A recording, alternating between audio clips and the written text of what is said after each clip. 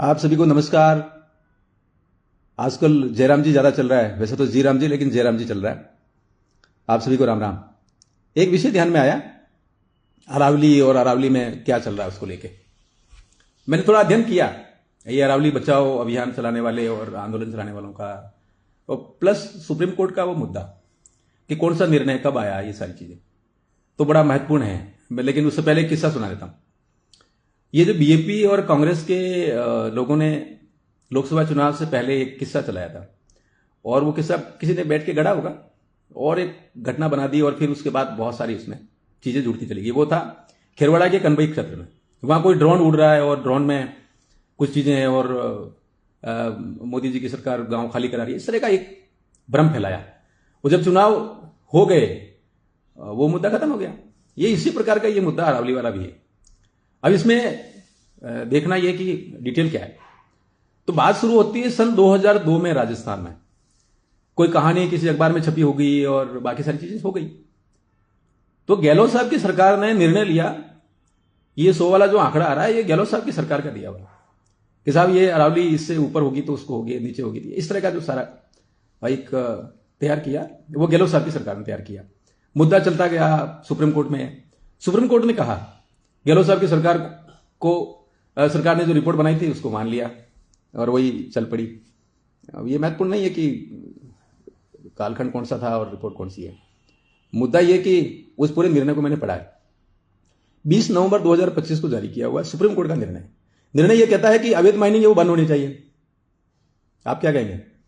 हम सभी कहेंगे बंद होनी चाहिए, वो तो कानून के विरुद्ध में। ठीक है। दूसरा, सरकार management plan for sustainable mining, management plan for sustainable mining, ये एक शब्द उसमें आया। पूरी रिपोर्ट का सार यही है कि सरकार बनाए। बनाए का मतलब अभी बना नहीं है, अब सरकार बनाएगी। सरकार बनाएगी तो चीजें आगे बढ़ेंगी।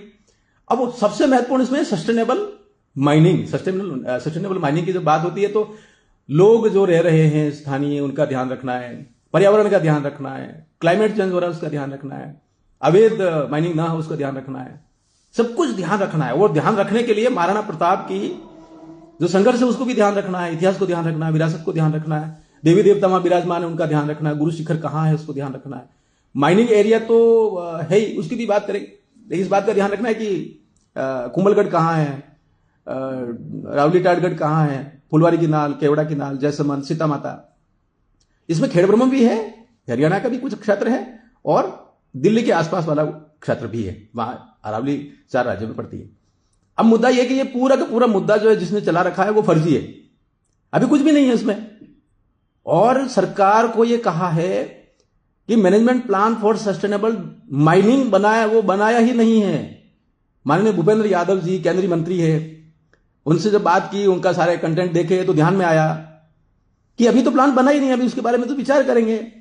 और जब विचार करेंगे तो पूरी अरावली का 1.1% से ज्यादा क्षेत्र माइनिंग में नहीं जाएगा। इसका मतलब यह होगा कि 98.99% क्षेत्र किसके पास रहेगा? जनता के पास, समाज के पास, राज्य के पास, क्लाइमेट के पास, देवताओं के पास, ये सब कुछ रहेगा। और आप मजेदार बात ये देखिए कि जिन्होंने भी मुद्दा चलाया उनको ये समझना चाहिए, ये पूरा मुद्दा जो है वो अभी सरकार के पास विचाराधीन है।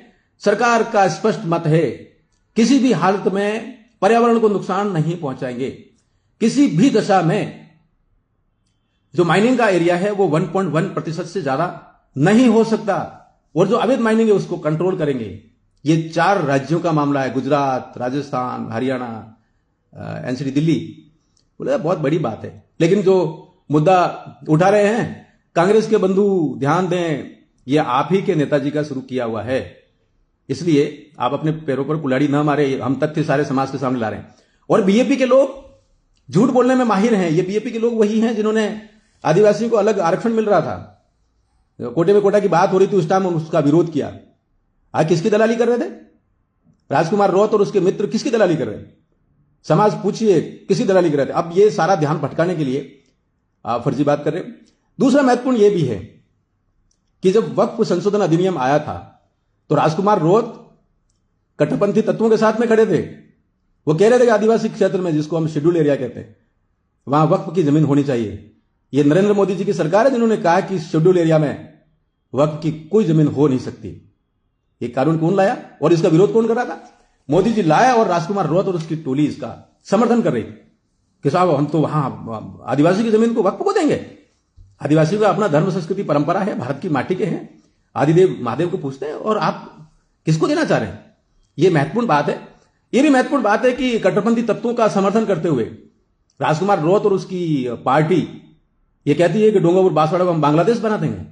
बांग्लादेश तो इस्लामिक कंट्री है, तो इस्लामिक क्षेत्र बनाना चाह रहे हैं? ये प्रश्न समाज को पूछना चाहिए। ये राजकुमार रोहत जो अनुसूचित क्षेत्र है उसके बाहर के लोगों को अपने टोली में शामिल करके अनुसूचित क्षेत्र के जितने हक हैं जो संविधान में है उनको खत्म करना चाह रहे हैं। इनका राष्ट्रीय प्रवक्ता डॉक्टर जितेंद्र मीणा अनुसूचित क्षेत्र के बाहर का है। ये सारे नोट्स वहां से बन के आते हैं। राजकुमार रोहत झूठ बोलता है, ये बात जरूर ध्यान रखिए। आपके सामने केवल इतना कहने के लिए आया हूं कि अरावली को नुकसान कोई पहुंचा नहीं सकता, और जिन्होंने षड्यंत्र किया है वे बेनकाब हैं। वो 2002 में जिनकी सरकार थी राजस्थान में वे हैं, अर्थात कांग्रेस है। और कांग्रेस के मित्र कौन है? बीजेपी वाले, दुनिया जानती है। रिजोर्ट में रहकर यही तो घूम रहे थे साथ में और सारा ढोंग कर रहे थे कि हम ये कर देंगे। और महत्वपूर्ण बात और है, राजकुमार रोहत और उसकी पार्टी क्या करती है? तोड़ने में विश्वास करती है। उन्होंने बीटीपी को तोड़ा और बीटीपी के प्रदेश अध्यक्ष डॉक्टर वेलाराम घोगरात आज भी माथा पकड़ के बैठे कि राजकुमार रोहत ने धोखा दिया। ये धोखा देने वाले लोग हैं। मित्रों, मुझे केवल इतना कहना है कि अभी पूरे देश में जी राम जी का माहौल चल रहा है, और जी राम जी के माध्यम से नरेंद्र मोदी जी की सरकार ने नरेगा का जो 100 दिन थे उसको बढ़ाकर 125 दिन कर दिया। राजकुमार रोहत ने इसका विरोध किया। आप कल्पना कर सकते हैं ये विरोध करने वाले लोग कौन है? इनको बेनकाब करना है। और अभी पीठ में क्या हुआ? पीठ में एक समुदाय विशेष के लड़के ने हिंदू समाज की लड़की को इतना दबाव डाला कि उसने आत्महत्या कर ली, और राजकुमार रोहत उस कट्टरपंथी तत्व के साथ खड़ा। समाज जागृत रहे, बहुत जल्दी इसकी विस्तृत बात करेंगे, और लगातार क्षेत्र की जितनी समस्या हैं उनका निराकरण की बात करेंगे। उनके झगड़े की जड़ में और विकास नहीं हो रहा है, उसके झगड़े की जड़ में राजकुमार रोहत और उसके मित्र हैं, इसको ध्यान रखना है। ये झूठ बोलता है और इनका पूरा इकोसिस्टम झूठ बोलने वाला है। हम अरावली के रक्षा के लिए, हमारे देवता जहां निवास कर रहे हैं उनकी रक्षा के लिए, अरावली जो कि इतिहास में स्ट्रगल करने का हमारा अपना स्थान है, उसको कुछ भी नुकसान नहीं होने देंगे। हमने केंद्रीय मंत्री जी से बात की है और सुस्पष्ट मत है, अरावली को 1 इंच भी नुकसान नहीं होने देंगे, और जो भ्रम फैला रहे हैं उनको भी बेनकाब करेंगे। आप सभी को नमस्कार, जय हिंद, जय भारत। इसकी विस्तृत चर्चा करने के लिए हम जल्दी आपके बीच आएंगे। नमस्कार।